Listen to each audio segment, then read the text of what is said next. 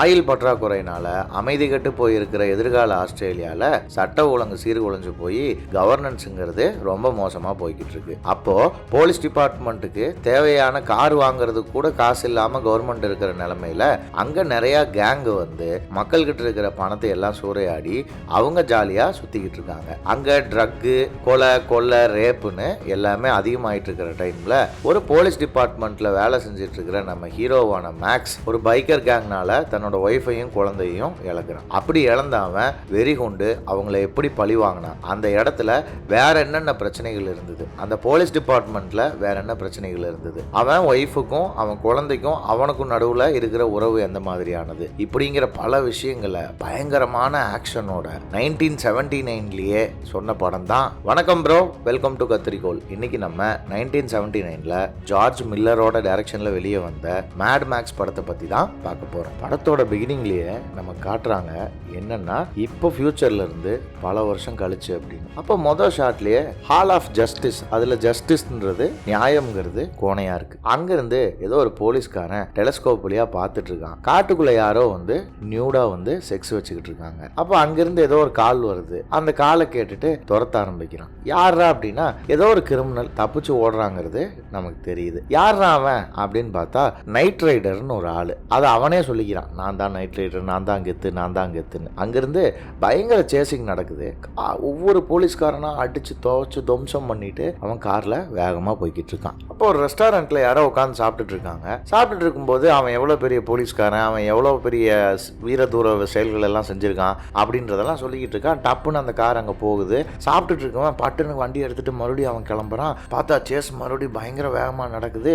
அங்க காட்டுக்குள்ள இருந்த சேஸ் வந்து ஊருக்குள்ள வந்துருது. ஒரு குழந்தைய இடிக்கிற மாதிரி போய் பிரேக் போட்டு அப்படியே தப்பிச்சு மறுபடியும் அங்கிருந்து அப்படியே கிளம்பிட்டு இருக்காங்க. பைக்ல வந்ததான் நம்ம ஹீரோவோட ஃப்ரெண்டு கூசு. அவன் சேஸ் பண்ண முடியாம கீழே விழுந்துடுறான். அப்போ நம்ம ஹீரோவான மேக்ஸ் கிட்ட இந்த மாதிரி நடக்குது, அவன் பயங்கர ஸ்பீடா போயிட்டு இருக்கான், பைத்தியார மாதிரி ஓட்டிட்டு இருக்கான், அவனை எப்படியாவது தடு அப்படின்னு சொன்னோன்னே மேக்ஸ் வந்து அவனோட இன்டர்செப்டார் கார்ல வந்து போறான். போய் இவனுக்கு ஆப்போசிட்ல காரை நிறுத்திடுறான். காரை நிறுத்தி இவங்க அங்கிருந்து வேகமா வந்துட்டு இருக்காங்க. மேக்ஸும் இல்ல, அவனை இடிக்கிற மாதிரி வேகமா போறான். நுனி மொமெண்ட்ல மேக்ஸ் மிஸ் பண்ணிட்டு அவன் போயிடுறான். ஆனா வந்து நைட் ரைடர் வந்து பயந்துடுறான், இவன் வந்து நம்மளை கொன்றுவான் அப்படின்னு சொல்லி பயப்பட்டு வேகமா ஓடிட்டு இருப்பான். ஓட்ட பார்த்தா ஒரு ஸ்டாப் சைன் போட்டிருப்பாங்க, அதை பார்க்காமையே நேரா கொண்டு போய் காரை விட்டுருவான். பட்டாருன்னு வெடிச்சு இறந்துருவான். கட் பண்ணா இங்க வீட்டுல மேக்ஸ் வந்து வீட்டுக்கு வந்திருப்பான். அவனுடைய ஃபேமிலி, அவனுக்கு வந்து ஒரு ஒய்ஃப் ஜெஸ்ஸி, அப்புறம் ஒரு குழந்தை, இப்படி ஒரு அழகான ஃபேமிலியில அவன் இருக்கிறான். நைட்டு தான் வீட்டுக்கு வந்திருப்பான். நைட்டு தான் வீட்டுக்கு வந்து உங்க கூட இருக்கிறது எனக்கு ரொம்ப பிடிச்சிருக்குன்னுலாம் சொல்லுவான். ஆனா காலையில சீக்கிரம் எந்திரிச்சோடனே கிளம்பிடுவான். அப்படி கிளம்ப போகும்போது அவன் ஒய்ஃப் வந்து கோச்சுக்குவா. ஏன் நீ நேத்தானே வந்து அதுக்குள்ள போற அப்படின்னா, இல்ல நான் போய் தான் அவனை என்ன வேலை கூப்பிடுது அப்படின்னு சொல்லிட்டு மேக்ஸ் போவா. அப்போ வந்து அவன் ஒய்ஃப் சொல்லுவா, நான் வந்து உன் மேல பைத்தியமா இருக்கேன், நீ அதை புரிஞ்சுக்கோ, நான் வந்து நீ வேலைக்கு போறது எனக்கு பிரச்சனை இல்லை, ஆனா நான் உன்னை அவ்வளோ லவ் பண்றேன் அப்படின்னு சொல்லிட்டு அவன் அங்கே வழி அனுப்பி வைப்பா. வேலைக்கு வந்தா மேக்ஸுக்கு வந்து ஒரு சர்ப்ரைஸ் இருக்கும். என்னன்னா ஒரு பயங்கரமான ஒரு காரை மேக்ஸுக்காக வந்து அங்க இருக்கிற 2 மெக்கானிக்ஸும் ரெடி பண்ணி வச்சிருப்பாங்க. அங்க இருக்கிறவங்க எல்லாம் பாக்குறதுக்கே ஒரு மாதிரி மனநல பாதிக்கப்பட்ட மாதிரி தான் இருப்பாங்க. ஏன் அந்த மாதிரி இருக்கிறாங்க என்னன்றது நமக்கு தெரியாது. அப்போ இதெல்லாம் நடந்துட்டு இருக்கும் போதே அவங்க யூனிட்டோடைய கமாண்டர் வந்து ஒருத்தர்கிட்ட பேசிக்கிட்டு இருப்பாரு. இந்த மாதிரி வந்து அவன் போறான், அவன் இங்க இருக்க மாட்டான், ரொம்ப நாள் வந்து போலீஸ்ல அவன் இருக்க மாட்டான்னு பேசிட்டு இருக்கவே மறுபடியும் ஏதோ ஒரு இன்சிடென்ட் நடக்குதுன்னு கேள்விப்பட்டு அவர் வண்டி எடுத்துட்டு போறாரு. பார்த்தா மேக்ஸ் மறுபடியும் இந்த மாதிரி ஏதோ கிறுக்குத்தனமான ஆளுகளை ஒருத்தன் 2 பேர்த்த கொண்டிருக்கான். நீ ஜாலியா வாழ்றப்பா, எல்லாத்தையும் இஷ்டப்படி கொள்ற அப்படின்னு சொல்லிட்டு கட் பண்ணா அடுத்த நாள் வந்து ஒரு ரயில்வே ஸ்டேஷன், ஊருக்கு வெளியே இருக்கிற ரயில்வே ஸ்டேஷன். அங்க வந்து அந்த பைக்கர் கேங்ஸ் வராங்க. ஒரு 20-25 பைக்ல வந்து நிறுத்திட்டு அந்த இடத்தையே வந்து நாசம் பண்ணிட்டு இருக்காங்க. எதுக்கு அவங்க வந்திருக்காங்க அப்படின்னா, நேத்து வந்து மேக்ஸ் கொண்டான் இல்லையா, அவங்களுடைய ஃப்ரெண்டு அவன் நைட் ரைடர், அவனுடைய பாடி வந்து இப்ப ரயில்வே ஸ்டேஷனுக்கு ரயில்ல வருது, அதை கலெக்ட் பண்றதுக்காக அவங்க வராங்க. வந்து அந்த இடத்தையே துவம்சம் பண்ணிக்கிட்டு இருக்காங்க. அப்புறம் போய் அந்த ஸ்டேஷன் மாஸ்டர் மிரட்டி நைட் ரைடர்னா யாருன்னு தெரிஞ்சுக்கன்னு சொல்லிட்டு அந்த பாடியை அங்கிருந்து வாங்குறாங்க. அப்போ பக்கத்துல ஒருத்தன் வந்து பொண்ணோட காருக்குள்ள உட்காந்துருக்கான். அவன் இவங்க வர்றதை பார்த்தோன்னா பயந்துட்டு என்ன பண்றான்னா கார் எடுத்துட்டு வேகமா அங்கிருந்து கிளம்புறான். ஆனா இவனுங்க பொண்ணை பார்த்தாலும் விட மாட்டானுங்க, பொருளை பார்த்தாலும் விட மாட்டானுங்க. அவங்க பின்னாடியே வண்டி எடுத்துட்டு துரத்துறானுங்க. பைத்தியக்கார மாதிரி பிஹேவ் பண்றானுங்க. அப்பாடா தப்பிச்சிட்டோம் அப்படின்னு அந்த கார் எடுத்துட்டு போனவன் நினைக்கும் போது இருக்கும்போது அவனுக்கு பக்கத்தில் வந்துடுவானுங்க. பக்கத்தில் வந்து அந்த காரையே அடித்து துவம்சம் பண்ணுவானுங்க. அந்த பொண்ணெல்லாம் பயந்துருவான். அந்த பையன் வந்து கிட்டத்தட்ட அவனுக்கு சுயநினைவே இல்லாத மாதிரி ஆயிடுவான். எல்லாரும் சேர்ந்து அந்த பொண்ணை ரேப் பண்ணிடுவாங்க கொடூரமாக. அப்போ மேக்ஸ் வந்து பேட்ரோலில் இருக்கும்போது மேக்ஸுக்கு அந்த இன்ஃபர்மேஷன் வரும், இந்த மாதிரி ஒரு பையனும் பொண்ணும் ஏதோ ஒரு பிரச்சனையில் இருக்காங்க,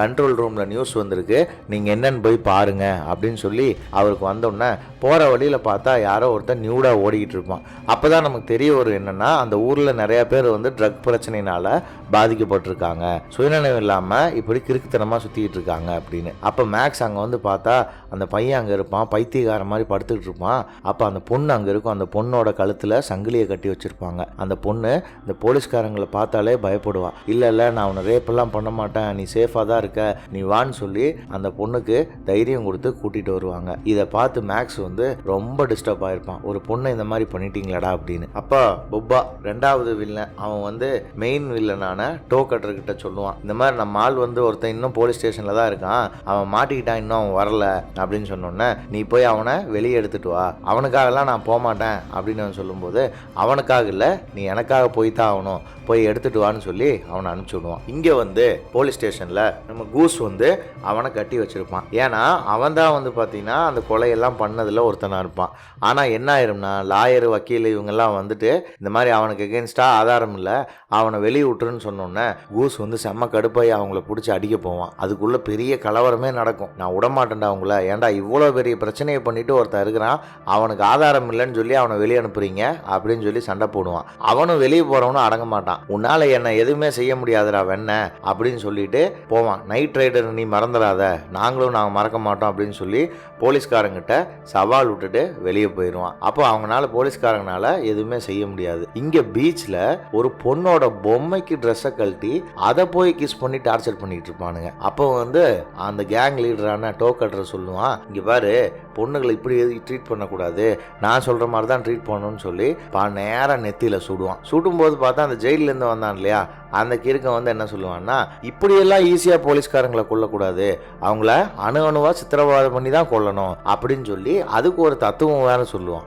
அப்போ டோக்கட்டர் கடுப்பாயி நீ வந்து எதுவும் செய்யாட்டி பரவாயில்ல, இந்த மாதிரி தேவையில்லாமல் வாய் விடாத, உன் வாயை வச்சுக்கிட்டு மூடிக்கிட்டு இருந்துக்க, ஏன்னா உன் வாய் தான் உனக்கு பிரச்சனை அப்படின்னு சொல்லுவான். அப்போ அந்த பிரச்சனையை முடிச்சுட்டு கூஸ் வந்து போலீஸ் ஸ்டேஷன்லேருந்து நேராக வந்து ஒரு கிளப்புக்கு போவான். கிளப்புக்கு போனால் அங்கே ஒரு பொண்ணு வந்து அந்த பைக்கர்ஸ் கேங் பற்றி தான் பாட்டு பாடிக்கிட்டு இருக்கும். காலையில் கூஸ் வந்து எப்பயும் போல கிளம்பி வேலைக்கு போவான். ஆனால் என்னன்னா நைட்டே அவன் வண்டியில் பிரேக்கில் எவனோ ஏதோ வந்து பண்ணி வச்சிருப்பான். யாருன்னா அந்த ஜெயிலேருந்து ரிலீஸ் ஆனவன். காலையில் கூஸ் வந்து வேலைக்கு கிளம்பும்போது இவன் வந்து அங்கேருந்து நோட் பண்ணிகிட்டே இருப்பான். கூஸ் வேகமாக வண்டியில் போயிட்டு இருப்பான். போக போக பிரேக் பிடிப்பான். பிரேக் பிடிக்கும்போது பார்த்தா அவங்க தான் வண்டியில் ஏதோ பண்ணியிருக்காங்களே, வண்டியிலேருந்து தூக்கி அவனை வீசிடும். அதுக்கப்புறம் அங்கே அப்படியே நடந்து போய் அப்படியே எந்திரிச்சிருவான். ஏன்னா புல்லல் விழுந்ததுனால எதுவுமே ஆகாது பெருசா. எந்திரிச்சு ஒரு டோயிங் ட்ரக் வரும். அந்த ட்ரக்காரங்கிட்ட சைக்கிளை கொடுத்துட்டு அந்த ட்ரக்கை இவன் எடுத்துட்டு நான் ஸ்டேஷன் போயிட்டு வண்டியை ரெடி பண்ணிட்டு காலையில் உனக்கு ட்ரக்கு தர்றேன் அப்படின்னு சொல்லிட்டு அங்கேருந்து கிளம்பி ஜாலியாக வண்டி ஓட்டிட்டு போயிட்டு இருக்கும்போது பார்த்தா ஒரு பாறை மேல இருந்து கல்லை தூக்கி அவன் கண்ணாடிக்குள்ளே போட்டுருவாங்க. அப்போ கார் படப்படன்னு சரிஞ்சு கீழே விழுந்துரும். யாருன்னு பார்த்தா இந்த பைக்கர்ஸ் கேங் தான். அங்கே டோ கட்டர் எல்லாம் வந்துருவாங்க. கார் தலைகீழா இருக்கும். தலைகீழா இருந்து அதில் பெட்ரோல் ஒழுகிட்டு இருக்கும். அந்த டோ கட்டர் வந்து என்ன பண்ணுவான்னா என் சிகரெட்டை பற்ற வைன்னு அந்த கிறுக்கங்கிட்ட சொல்லுவான். அவன் சிகரெட்டை பற்ற வச்சு அணைச்சிட்டு இருப்பான். அப்போ அணைக்காத தீக்குச்சியை தூக்கி அந்த கார் மேலே போடு அப்படின்னு சொல்லி போட வைப்பான். உள்ள நம்ம கூஸ் இருப்பான். அப்படியே காருக்குள்ள எரிஞ்சுக்கிட்டு இருப்பான். கட் பண்ணா மேக்ஸ் வந்து அவனை பார்க்க வருவான். பார்க்க வந்தா உள்ள போகாதன்னு எல்லாரும் தடுப்பாங்க. ஆனால் அதையும் தாண்டி அவன் போவான். போய் பார்த்துட்டு அந்த கருகி போன முகத்தை எல்லாம் பார்த்து ஷாக் ஆகி உள்ள இருக்கிற அந்த பொருள் வந்து அவன் வந்து கூஸ் கிடையாது, நான் ஒத்துக்க மாட்டேன் அப்படின்னு சொல்லிட்டு அங்கேருந்து போயிடுவான். வீட்டுக்கு போனால் மேக்ஸ் நல்லா தூங்க முடியாது, சரியாக சாப்பிட முடியாது, ஒரு மாதிரி மென்டலி டிஸ்டர்ப்ட் ஆகி வியர்டாக பிஹேவ் பண்ணிட்டு இருப்பான். அதை வந்து அவன் ஒய்ஃபான ஜெஸி வந்து புரிஞ்சுக்குவா, கண்டுபிடிச்சிருவா. எனக்கு என்ன பண்ணுறதுன்னு தெரியல, நடக்கிற விஷயங்களுக்கு எல்லாத்துக்கும் நான் லாஜிக் பார்க்கணும்னு நினைக்கிறேன், ஆனால் இங்கே எந்த லாஜிக் மேலே எனக்கு தெரியுது, இது எனக்கு நான் முழுசாக புரிஞ்சுக்கிட்டோம்னா நான் சரியாயிருவேன், இதுக்கு மேலே நான் உங்ககிட்ட என்ன சொல்கிறதுன்னு தெரியல அப்படின்னு சொல்லி மேக்ஸ் பேசிட்டு தனக்குள்ள ரொம்ப வருத்தப்பட்டு ஒரு முடிவு எடுப்பான். அது என்ன முடிவுனா போலீஸ் வேலையிலேருந்து குவிட் பண்ணுறதுன்னு. அந்த முடிவு எடுத்துட்டு அடுத்த நாள் போய் அவங்க கேப்டன் ஃபிஃபி அந்த முட்டை தலையனை பார்க்க போவான். பார்க்க போய் அவர்கிட்ட போய் சொல்லுவான், இல்லை கேப்டன், என்னால் இனிமே முடியாது, இது எனக்கு வேணாம். ஏன்னா நானும் அவங்கள மாதிரி ஒரு வெறி பிடிச்ச ஆளாக தான் மாறிட்டு இருக்கேன். எனக்கு அவங்களுக்கு ஒன்றும் பெருசாக வித்தியாசம் இருக்கிற மாதிரிலாம் தெரியல. என்ன காரணம்னா எனக்கு போலீஸ்காரங்கிற பேட்ச் இருக்கு, ஆனா அதே வெறி தான் இருக்கு. அவங்க கிட்ட அந்த பேட்ச் இல்லை, அவ்வளவுதானே ஒழிய ரெண்டு பேர்த்துக்குள்ள இருக்கிற வெறி ஒரே மாதிரி தான் எனக்கு தெரியுது. இதுக்கு மேல நான் இங்க கண்டினியூ பண்ணலன்னு சொல்லும்போது அவன் கேப்டன் ஃபிஃபி வந்து ஒத்துக்க மாட்டாப்ல. இல்லை வேணாம், நான் உன்னை விடமாட்டேன் பாப்ல. அப்புறம் ஒரு கட்டத்துக்கு மேல நீ சொன்னா புரிஞ்சுக்கடா, என்கிட்ட இருக்கிறதுலயே பெஸ்டான போலீஸ்காரன் நீ தான், நீயும் இதை விட்டுட்டு போறேன்னு சொன்னீங்கன்னா நான் என்ன செய்ய முடியும்? அதனால நான் உனக்கு இன்னொரு ஆல்டர்னேட்டிவ் வாய்ப்பு தரேன். நீ ஒரு மாசமோ 2 மாசமோ லீவ் எடுத்துக்க, கொஞ்ச நாள் எங்காச்சும் வெளியே போ, இதை பத்தி நல்லா யோசி. இவ்வளோ பண்ணியும் இந்த வேலையை விடணும்னு உனக்கு அப்புறமும் தோணுச்சுன்னா நீ வந்து என்கிட்ட சொல்லு, நான் உன்னை தடுக்க மாட்டேன். ஆனா அதுக்கு முன்னாடி கண்டிப்பா நீ வந்து வேலையிலேருந்து போறதை நான் ஒத்துக்க மாட்டேன் அப்படின்னு சொல்லி அவர் சொன்னோன்னே மேக்ஸுக்கு வந்து அதை மறுக்க முடியாது. அவர்கிட்ட சொல்லிட்டே போவான், என்னன்னா நான் என் மைண்ட் எல்லாம் மாத்திக்க மாட்டேன், நான் மாத்திக்குவேன்லாம் நீங்க நினைக்காதீங்க அப்படின்னு. அதையும் பார்க்கலாம்டா, நீ வந்து இதுக்கு அடிக்ட் ஆயிட்ட, உன்னால வந்து போலீஸா இல்லாம இருக்க முடியாது, பாப்போம் அப்படின்னு சொல்லி சவால் விட்டு மேக்ஸ் அங்கிருந்து அனுப்பிச்சு வைப்பாரு. பார்த்தா மேக்ஸ், அவன் ஒய்ஃப், அவன் குழந்தை 3 பேருமே ஜாலியா வந்து வெளியே ரோட் ட்ரிப் கிளம்பிடுவாங்க, இங்கிருந்து கொஞ்சம் ரிலாக்ஸ் ஆகிறதுக்காக. போற வழியில ஒரு நாயையும் தத்தெடுத்துக்கிட்டு ஜாலியா கேம்பிங் பண்ணிட்டு குளிச்சுட்டு அவங்க லைஃபை பயங்கரமா என்ஜாய் பண்ணிட்டு இருப்பாங்க. அப்போ வந்து மேக்ஸ் வந்து சொல்லுவான், என்னன்னா நான் வந்து உன்னை எவ்வளவு லவ் பண்றேங்கிறத உங்ககிட்ட நான் அதிகமா சொன்னதே இல்லை. எங்க அப்பா கிட்டையும் அப்படிதான் நான் இருந்திருக்கேன். எங்க அப்பானா எனக்கு ரொம்ப பிடிக்கும். அவர் நடக்கிறதுல இருந்து எல்லா விஷயங்களும் அவரை பத்தி எனக்கு ரொம்ப பிடிக்கும். அவர் ஒரு ஷூ வச்சிருப்பாரு, பிரவுன் ஷூ. அந்த பிரவுன் ஷூன்றது அவ்வளோ அழகா இருக்கும், பலன்னு அவ்வளோ கம்பீரமா அதை மெயின்டைன் பண்ணுவாரு. ஆனா இந்த விஷயங்கள் எல்லாம் வந்து நான் அவர்கிட்ட சொன்னதே இல்லை. அவர் கடைசி வரைக்கும் அது தெரியாமையே போயிடுச்சு. உனக்கும் அதே மாதிரி ஆயிருமோன்னு எனக்கு பயமா இருக்கு. அதனால்தான் வந்து நான் உங்ககிட்ட நான் உன்னை எவ்வளவு லவ் பண்றேங்கிறத நான் சொல்லணும் அப்படின்னு சொல்லும் போதே ஜெசிகா வந்து அதெல்லாம் நீ ஒன்னும் சொல்ல வேணாம், நீ என்ன எவ்வளவு லவ் பண்றேங்கிறது எனக்கு தெரியும் அப்படிங்கிற மாதிரி டப்புன்னு அவனை கிஸ் பண்ணிடுவா. அடுத்து வந்து பார்த்தா அவங்க வந்து ஒரு டயர் கடைக்கு வருவாங்க. ஏன்னா அவங்க டயர் பஞ்சர் ஆயிருக்கிறதுனால அந்த கடையில வந்து டயரை மாத்தி பஞ்சர் போடலான்னு வரும்போது மேக்ஸ் கூட அவன் பேசிக்கிட்டு இருப்பான். அவன் கிறுக்க மாதிரி பேசிட்டு இருப்பான். அவனை பார்க்கும்போதே தெரியுது அவன் கிறுக்கன்னு. சரி ரைட் ஓகே, இங்க இருந்தா வேலைக்கு ஆகாதுன்னு ஜெசிகா என்ன பண்ணுவான்னா, நான் அந்த பக்கத்துல ஐஸ்கிரீம் சாப்பிட்டு வரேன், பையன் ஐஸ்கிரீம் கேட்குறான், நீ டயரை மாத்திட்டுருன்னு மேக்ஸ் அவங்க கூட கோத்து விட்டுட்டு விளையாடிட்டு கிளம்புவா. அப்போ அந்த கடைக்காரனும் வந்து சொல்லுவான், பக்கத்தில் தான் ஒரு ஐஸ்கிரீம் கடை இருக்குது, போயிட்டு வாங்க, அவங்களுக்கு வியாபாரம் ஆகிறது நல்லது தான், பீச் பக்கத்தில் இருக்கு போங்க அப்படின்னு சொல்லி அனுப்பிச்சி விட்ருவா. ஜெசிகாவும் கார் எடுத்துகிட்டு போயிடுவான். மேக்ஸ் வந்து வேறு வழி இல்லாமல் அவங்க அந்த கிறுக்கங்கிட்ட மாட்டிக்குவான். அவன் லூஸ் மாதிரி பேசிக்கிட்டே இருப்பான். கார் போகும், இவங்க இருக்கிற இடத்துலேருந்து ரொம்ப தூரம் போகும்போது பார்த்தா அது போகிற இடத்துல பக்கத்தில் வந்து அந்த பைக்கர்ஸ் கேங் இருப்பானுங்க. அவங்க வந்து ஜெசிகாவை பார்த்தோன்னே அவங்க தான் பொண்ணுன்னா விடவே மாட்டானுங்கண்ணே, எனக்கு பிடிச்ச ப்ரீடு வந்துருச்சு அப்படின்னு சொல்லிட்டு ஜெசிகா கிட்ட வந்து டார்ச்சர் பண்ண ஆரம்பிப்பானுங்க. ஐஸ்கிரீம் வந்து அவன் க்ளோஸில் நக்கிட்டு இருப்பான். ஜெசிகா வந்து கடுப்பாய் டப்புன்னு அந்த வில்லனோட மெயின் பார்ட்டில், டோக்கட்டரோட மெயின் பார்ட்டில் ஓங்கி உதச்சிட்டு அங்கேருந்து எஸ்கேப் ஆயிடுவா. பின்னாடியே ஒருத்தன் சங்கிலியை போட்டுட்டு ஓடி வருவான், காரில் சங்கிலியை போட்டுட்டு. ஆனால் ஜெசிகா வந்து நிறுத்தவே மாட்டான். பொடா வெண்ண அப்படின்னு சொல்லி அங்கேருந்து தப்பிச்சு வேகமாக வந்து இங்கே வந்து மேக்ஸை டப்புன்னு காரில் ஏற்றிட்டு அவள் போயிடுவான். பின்னாடியே அந்த பைக்கர்ஸ் கேங் வந்து அவங்கள துரத்திட்டு வருவாங்க. ஆனால் பிடிக்க முடியாது. அப்போ அந்த டயர் கடைக்காரங்கிட்ட வந்து மிரட்டி அவங்க எங்கே போகிறாங்க என்ன ஏதுங்கிற டீட்டெயிலை விசாரிப்பாங்க. கொஞ்சம் தூரம் அங்கிருந்து வந்ததுக்கப்புறம் காரை நிறுத்திட்டு மேக்ஸும் ஜெசிகாவும் பேசிக்கிட்டு இருப்பாங்க. அப்போ பின்னாடி வந்து அவங்க குழந்தை விளையாடிட்டு இருக்கும்.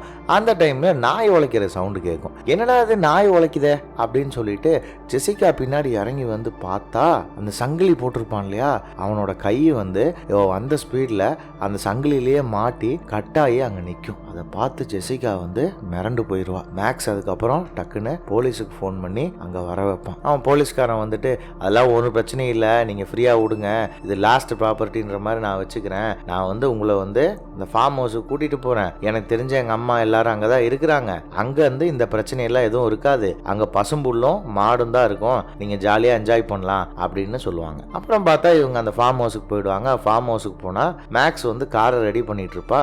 ஜெசிகா வந்து அவங்ககிட்ட வந்துட்டு கிஸ் பண்ணிட்டு இந்த மாதிரி வந்து நான் பீச்சுக்கு போகலான்னு இருக்கேன், நீ வரையா அப்படின்னு கேட்கும்போது, இல்லை வரலான்னு எனக்கு ஆசை தான், ஆனால் நான் வந்துட்டு இந்த காரை யார் ரெடி பண்ணுறது, இந்த பெல்ட்டை நம்ம ரெடி பண்ணலைன்னா நம்ம திரும்ப ஊருக்கு கூட போக முடியாது, அதனால நான் ரெடி பண்ணிட்டு இருக்கேன், நீ பீச்சுக்கு போயிட்டு வான்னு சொல்லி அனுப்பிச்சு வைப்பான். அவள் போகும்போது மேக்ஸ் சொல்லுவா அவகிட்ட, ஜெசிகா கிட்ட, அவள் வந்து எப்படி வந்து முன்னாடி சைகையில் I am crazy about you அப்படின்னு சொல்லியிருப்பாளோ அதே மாதிரி இவனும் சொல்லுவான் I am crazy about you அப்படின்னு. அப்போ போகிறப்ப அந்த பாட்டி சொல்லும், ப்ரூனோவை மீட் பண்ண அப்படின்னா நீ வந்து எதுவும் கண்டுக்காத, அவன் கொஞ்சம் ஒரு மாதிரியான ஆள் தான் அப்படின்னு. ஜெசிகா நடந்து போகும்போது நாயும் கூட வரும், ஏதோ ஒரு கையை மட்டும் காட்டுவாங்க, ஜெசிகா போகிறத அவன் அங்கேருந்து பார்க்குறான் அப்படின்னு. அதுக்கப்புறம் பீச்சுக்கு போயிட்டு ஜெசிகா வந்து ட்ரெஸ் எல்லாம் ரிமூவ் பண்ணிட்டு 2 பீஸில் ஜாலியாக படுத்திருப்பா. குளிச்சு முடிச்சுட்டு ரிலாக்ஸாக சன்பாத் எடுத்துட்டு இருக்கும்போது பக்கத்தில் படுத்துட்டு இருந்த நாய் திடீர்னு எந்திரிச்சு ஓடும். எங்கடா அந்த நாய் ஓடிச்சு அப்படின்னு முழிச்சு பார்த்தா அங்கே பக்கத்தில் நாய் இருக்காது, சுற்றி முற்றியும் பாப்பா யாருமே இருக்க மாட்டாங்க.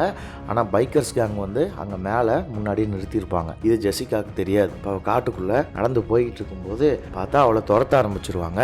ஓ என்ன துரத்துறாங்க அப்படின்றத அவள் புரிஞ்சுக்கிட்டு அங்கிருந்து தன்னோட உயிரை காப்பாற்றிக்கிறதுக்காக வேகமாக ஓடுவா.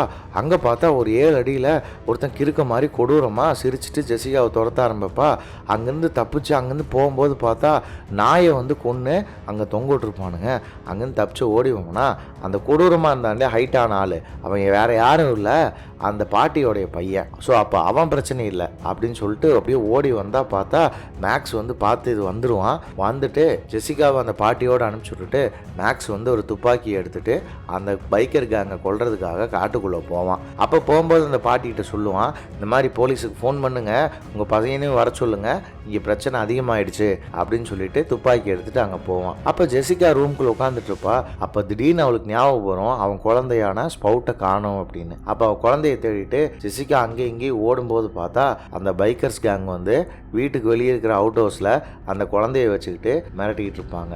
அப்போ என்ன கேட்பாங்கன்னா, எனக்கு வந்து என்னோட கையை கொடு, உன் காரில் ஒருத்தன் கையை இழந்தான் இல்லையா, அந்த கையை எனக்கு வேணும் அப்படின்பா. உடனே டோ புரோக்கர் வந்து உன் மூஞ்சி வந்து ரொம்ப கொடூரமாக ஆக போகுது, அழகா இருக்கிற உன் மூஞ்சி வந்து ரொம்ப கொடூரமாக ஆக போகுது, உன்னை ஒரு வழி பண்ணாமல் நான் விட மாட்டேன் அப்படின்னு சொல்லி அவள் பக்கத்தில் வரும்போதே அந்த பாட்டி வந்து கன் எடுத்துகிட்டு வந்துடும். கன் எடுத்துகிட்டு வந்து மரியாதையாக அந்த பொண்ணை விட்டுட்டு எல்லாரும் போயிடுங்க, இல்லைனா கண்டிப்பாக எல்லாத்தையும் நான் சுட்டுருவேன் அப்படின்னு சொல்லும்போது எல்லாம் பயந்து அந்த இடத்துல அரண்டு போய் நிற்பாங்க. ஆனால் அந்த பாட்டி ஒரு தடவை சுட்டதுக்கு அப்புறம் தான் பயந்து அரண்டு போய் நிற்பாங்க. இந்த சுடுற சவுண்டை கேட்டுட்டு காட்டுக்குள்ளே ஓடின மேக்ஸ் வந்து திரும்ப வீட்டுக்கு ஓடி வருவான். ஐயோ நம்ம இங்கே போகும்போது அவனுக்கு அங்கே வந்துட்டாங்க போல அப்படின்னு. அப்புறம் அவங்கள எல்லாம் கொண்டு போய் ஒரு ரூம்குள்ளே துப்பாக்கி வச்சு அடைச்சிட்டு ஜெஸ்ஸியை கார் எடுக்க வச்சு அந்த பாட்டி குழந்தை ஜெஸ்ஸி எல்லாரும் அங்கிருந்து தப்பிச்சு போயிடுவாங்க. ஆனால் போக போகவே கார் பிரேக் டவுன் ஆகி நின்று போயிடும். இந்த பைக்கர்ஸ் கேங் வந்து வீட்டு கதவை உடைச்சிட்டு பைக் எடுத்துட்டு அவங்கள பின்னாடியே துரத்த ஆரம்பிச்சிருவாங்க. ரிப்பேர் ஆன காருக்கு பக்கத்தில் அந்த பாட்டி பின்னாடி நின்றுட்டு இருக்கும். ஜெசிகாவை ஓட சொல்லிடும். ஜெசிகா குழந்தைய தூக்கிட்டு ஓடுவா. ஆனால் பின்னாடியே வந்த பைக்கர்ஸ் கேங் வந்து குழந்தை மேலேயும் ஜெசிகா மேலேயும் பைக்கை ஏற்றிட்டு ஈவிறக்கம் இல்லாமல் அப்படியே அவங்கள நடு ரோட்டில் போட்டுட்டு போயிடுவாங்க. அங்கேருந்து மேக்ஸ் ஓடி வருவான் கதறிக்கிட்டே ஓடி வந்து ஜெசிகா பக்கத்தில் மண்டி போட்டு உட்காருவான். கட் பண்ணால் ஹாஸ்பிட்டலில் டாக்டர்ஸ் பேசிகிட்டு இருப்பாங்க. குழந்தையை காப்பாற்ற முடியல, இவளுக்கு மட்டும் குத்துயிரும் கொலையுருமா இருக்கு அப்படின்னு. இதை வேணா அவன் ஹஸ்பண்ட் கிட்ட சொல்லிடு, நீ சொல்லிடு, இல்லைன்னா நானே கூட சொல்லிடுறேன் அப்படின்னு நர்ஸ் கிட்ட பேசிகிட்டு இருக்கும்போது அந்த நர்ஸு சொல்லுவா, இல்லை அவன் யாரு கூடயுமே பேச மாட்டான், யாருமே அவங்க கூட சொல்ல வேண்டியதில்லை, ஏன்னா காலையிலிருந்து ஜாம்பி மாதிரி இதே இடத்துல இங்கே நடக்கிறதெல்லாம் கேட்டுட்டு அவன் இங்கே தான் நின்றுட்டு இருக்கான் அப்படின்னு. பார்த்தா அங்கே மேக்ஸ் வந்து அப்படியே வெறி பிடிச்ச மாதிரி நின்றுட்டு இருப்பான். அடுத்த நாள் சாயங்காலம் அவன் வீட்டுக்கிட்ட அவன் ஒய்ஃபோட போட்டு விளையாடுற மாஸ்கை வச்சுக்கிட்டு மேக்ஸ் உட்காந்துட்டு இருப்பான். மாஸ்க் எடுத்து வச்சுட்டு அவனோட பெட்டிக்குள்ள திடீர்னு ஓடி போய் ட்ரெஸ்ஸு கிஸ் எல்லாம் எடுத்து போட்டுட்டு ஸ்டார்டிங்கில் அந்த மெக்கானிக் ரெடி பண்ணி வச்சிருப்பான் இல்லையா காரு, அந்த கார் எடுத்துட்டு ஒரு பைத்தியக்கார மாதிரி ஒரு மெக்கானிக் கிட்ட வருவான். டயர் மெக்கானிக் கிட்ட வந்து அந்த வில்லனோட கேங் எங்கே இருக்கு என்ன ஏதுங்கிற டீட்டெயிலை அவனை போட்டு செம்மடி அடிச்சு எல்லா டீட்டெயிலும் வாங்குவான். எங்கே இருப்பாங்க அப்படின்னா அவங்க ஆயில் தேடுறதுக்காக பீச்சுக்கு போயிருக்காங்க அப்படின்னு சொல்லி அவன் சொல்லுவான். இங்கே வந்து கட் பண்ணால் ஒரு தனியாக இருக்கிற ஒரு கடையில் இவனுக்கு ஒரு 5-6 பேர் வந்து ஆயிலை திருடிட்டு கிளம்பி போயிட்டு இருப்பானுங்க. அப்புறம் ஒரு ஆயில் டேங்கர் லாரி வரும், அதில் ரன்னிங்லேயே வந்து ஆயில் திருடிட்டு இருப்பானுங்க. இவனுக்கு திருடிட்டு போயிட்டு இருக்கும்போதே மேக்ஸ் வந்து பாதி வழியில் இவங்க பின்னாடி இருந்து இவங்களுக்கு தெரியாமல் ஃபாலோ பண்ணி ஜாயின் பண்ணிக்குவான். ஜாயின் பண்ணி ஒரு பைக்கரை அடித்து தூக்கிட்டு மேக்ஸ் போயிட்டு இருப்பான். அதுக்கப்புறம் மேக்ஸ் வந்து நம்மளாலே ஒருத்தனை அடிச்சிட்டானே எப்படி அப்படின்னு சொல்லி அவனை துரத்துவாங்க. துரத்துனா மேக்ஸ் வந்து போயிட்டு இருக்கிற காரை அப்படியே திருப்பி யூட்டன் போட்டு வந்து அந்த பைக்கர்ஸ் ஒரு 3 பேர்த்த நேருக்கு நேராக ஒரே அடிச்சு தூக்கி தண்ணிக்குள்ளே தள்ளி விட்டு கொன்னுட்டு கிளம்பிடுவான். இது போயிட்டு இருக்கும்போது மீதி ஒரே ஒருத்தன் அங்கேருந்து தப்பிப்பான். அந்த தப்பிச்சவன் யாருன்னா ஜாமீனில் வெளியே வந்தான் இல்லையா, அவன் வந்து என்ன பண்ணுவான்னா அவங்க தலைவனான டோக்கட்டருக்கு ஃபோன் பண்ணுவான். ஃபோன் பண்ணி இந்த மாதிரி நடந்த விஷயத்த சொன்னோன்னே அவங்க அங்கேருந்து வண்டி எடுத்துட்டு வேகமாக கிளம்புவாங்க. கிளம்பும் போது தான் என்ன ஆகும்னா ஜெசிகா கிட்ட இருந்து எடுத்த ஃபோட்டோ வந்து டோக்கட்டருக்கு கிடச்சிருக்கும். அப்போ தான் தெரியும் அவனுக்கு என்னன்னா இவங்க கொன்னது வந்து மேக்ஸோடைய ஒய்ஃபை தான் அப்படின்னு. ஏன்னா ஆல்ரெடி வந்து இவங்க நைட் ரைடரை மேக்ஸ் கொன்னதுக்காக அவனை பழி வாங்கணும் அப்படின்னு தான் இவங்க சுற்றிட்டு இருக்காங்க. இப்போ அவன் ஒய்ஃபை கொண்டுட்டாங்க அப்படின்னு தெரிஞ்சோன்னே டோக்கட்டருக்கு புரிஞ்சிருக்கும், ஓகே மேக்ஸ் தான் இந்த வேலையெல்லாம் செய்கிறான், அவன் வந்து ரொம்ப உக்கிரமாயிட்டான் அப்படின்னு. அங்கேருந்து வேகமாக டோக்கட்டரும் புப்பாவும் வண்டியில் போயிட்டு இருப்பாங்க. ஆனால் இதை வந்து மேலே பாலத்திலிருந்து இவங்களுக்கு தெரியாமையே மேக்ஸ் வந்து கவனிச்சுக்கிட்டு இருப்பான். இவங்க வேகமாக போயிட்டு இருக்க மேக்ஸ் பின்னாடியே அவங்கள ஃபாலோ பண்ணிட்டு இருப்பான். அப்போ பார்த்தா ஒரு ஜேசிபி வண்டி வந்து அவங்கள தடுத்துரும். அந்த ஜேசிபி வண்டியை ஓவர்டேக் பண்ணி கொஞ்சம் தூரம் போகணுன்னு பார்த்தா ஸ்டாப்னு சைன் வரும். அதை கவனிக்காமையே மேக்ஸ் போயிடுவான். போக தான் அவங்களுக்கு தெரியும் சைடில் வந்து யாரோ ஒருத்தன் வண்டியிலேருந்து கீழே உளுந்து கிடப்பான். அவனை பார்க்கறதுக்காக மேக்ஸ் இறங்கி கீழே போவான். கீழே போய் பார்த்துட்டு இருக்கும் போதே பார்த்தா புப்பா வந்து அவனை முட்டியில் சுட்டுருவான். சுட்டுட்டு ஒரு வண்டி எடுத்துகிட்டு 2 பேரும் வேகமாக வருவானுங்க. வந்து மேக்ஸோட கையிலேயே ரோட்டில் உளுந்து கிடந்த மேக்ஸோட கையிலேயே வண்டியை ஏற்றிடுவானுங்க. அதுக்கப்புறமும் மேக்ஸ்னால முடியாது, என்ன பண்ணுறதுன்னு தெரியாது. ஆனாலும் மேக்ஸ் விடமாட்டான், போராடுவான், எந்திரிப்பான். கஷ்டப்பட்டு எந்திரிச்சு அப்படி பாதி இதில் உட்காரும்போது புப்பா மறுபடியும் அவங்ககிட்ட போகும்போது டோக்கட்டர் சொல்லுவான், இல்லை வேணாம் ரொம்ப நேரம் இழுக்காத, டப்புன்னு முடிச்சிருன்னு, ரிலாக்ஸாரு, நான் என்ன பண்ணுறேன்னு எனக்கு தெரியும், நான் அவனை ஜாலியாக கொல்ல போகிறேன் அப்படின்னு சொல்லிட்டு பக்கத்தில் வரும்போது பார்த்தா மேக்ஸ் வந்து கையில் இருக்க துப்பாக்கி எடுத்து டப்புன்னு புப்பாவை சுட்டுருவான். புப்பா செத்துருவான். புப்பா செத்தோன்னே அந்த காட்டுக்குள்ளே ஒருத்தன் செத்த மாதிரியே நடிச்சுக்கிட்டு இருந்தான் இல்லையா, அந்த ஜெயிலேருந்து வந்தவன், அவனும் வண்டி எடுத்துகிட்டு ஓடிடுவான். டோக்கட்டரும் வண்டி எடுத்துகிட்டு ஓடிடுவான். ஆனால் மேக்ஸ் வந்து விடமாட்டான். மேக்ஸ்னால நடக்க கூட முடியாது முட்டியில் சுட்டதுனால. ஒரு கால்லையே அப்படியே ஒரு முட்டையை இழுத்துக்கிட்டு அந்த காரில் ஏறி அவங்கள சேஸ் பண்ணுவான். அதில் ஃபர்ஸ்ட் வந்து டோக்கட்டரா சேஸ் பண்ணுவான். பின்னாடி வேகமாக வெறி கொண்டு சேஸ் பண்ணிட்டே வருவான். டோக்கட்டரும் இல்லை, பயந்துட்டு வேகமாக போயிட்டே இருப்பான். ஆனால் மேக்ஸோடைய காரை வந்து ஸ்பெஷலாக ரெடி பண்ணதுனால பயங்கர ஸ்பீடாக அந்த கார் போகும். டோக்கட்டர் மேக்ஸை திரும்பி பார்த்துட்டே ஓட்டிகிட்டு இருக்கும்போது பார்த்தா ஆப்போசிட்டில் லாரி வரதை பார்க்காம நேராக அந்த லாரி மேலே கொண்டு போய் ஏற்றிடுவான். லாரியும் வந்து டோக்கட்டர் மேலே ஃபுல்லாக ஏறி இறங்கி அவனை சட்னி ஆக்கிரும். எப்படி ஜெஸ்ஸி மேலே வந்து வண்டியை ஏற்றுனாங்களோ அதே மாதிரி டோக்கட்டர் வந்து இறந்து போவான். ஆனால் மேக்ஸுக்கு வந்து அந்த வெறி அடங்கவே அடங்காது. அவன் பாட்டுக்கு பைத்தியக்கார மாதிரி காட்டா மாதிரி கார் ஓட்டிக்கிட்டே இருப்பான். மழை பெய்யும், இருட்டடிக்கும், வெயில் அடிக்கும், வண்டி ஓட்டிக்கிட்டே இருப்பான். டெரெயின்லாம் மாறும். டெசர்ட் மாதிரி இருக்கிற இடத்துல இருந்து மலை ஏறி இறங்கி ஒரு பச்சை புல்வெளியில போயிடுவான். பார்த்தா அங்க அவனை பார்த்துருவான். யாருன்னா அந்த போலீஸ் ஸ்டேஷன்லேருந்து வந்தானே வெளியே அவன் வந்து எப்படி வந்து கூசை வந்து பெட்ரோல் ஊற்றி எரிச்சாங்களோ அதே மாதிரி ஒரு காரை ஆக்சிடென்ட் பண்ணி இன்னொருத்தங்கிட்ட இருந்து ஷூவெல்லாம் திருடுறதுக்கு ரெடி ஆகிட்டு இருப்பான். அப்போ வந்து மேக்ஸ் அவனை கண்டுபிடிச்சி அவன் கழுத்தில் கொண்டு போய் துப்பாக்கியை வச்சிருவான். வச்சு அந்த ஹேண்ட் கஃப் அந்த விலங்கெடுத்து உன் காலில் மாட்டி அந்த காரில் கொண்டு போய் அவனை திரும்ப அவன் காலை வச்சு இது பண்ணிடுவான். பண்ணிட்டு அங்கே பெட்ரோல் ஓடிக்கிட்டு இருக்கும். அதை பார்ப்பான். அதை பார்த்து என்ன பண்ணுவான்னா ஒரு கேன் எடுத்து அந்த கேனை வந்து ஒரு லைட்டு பக்கத்தில் வச்சு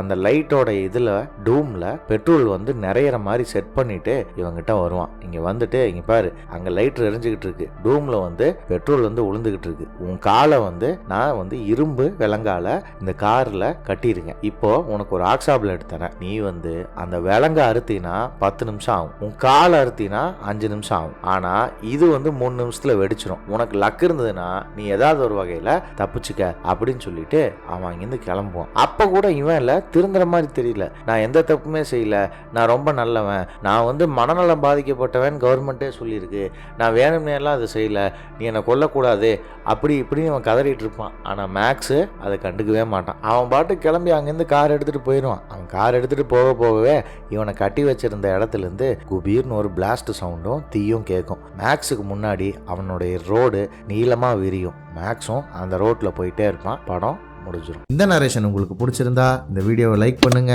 உங்க ஃப்ரெண்ட்ஸ் கிட்ட ஷேர் பண்ணுங்க. அடுத்து நாங்க என்ன வீடியோ போடலாங்கிறத கீழே கமெண்ட் செக்ஷன்ல கமெண்ட் பண்ணுங்க. இந்த மாதிரி நல்ல நல்ல வீடியோஸ் போடுற நம்ம கத்திரிக்கோளுக்கு சப்ஸ்கிரைப் பண்ணுங்க.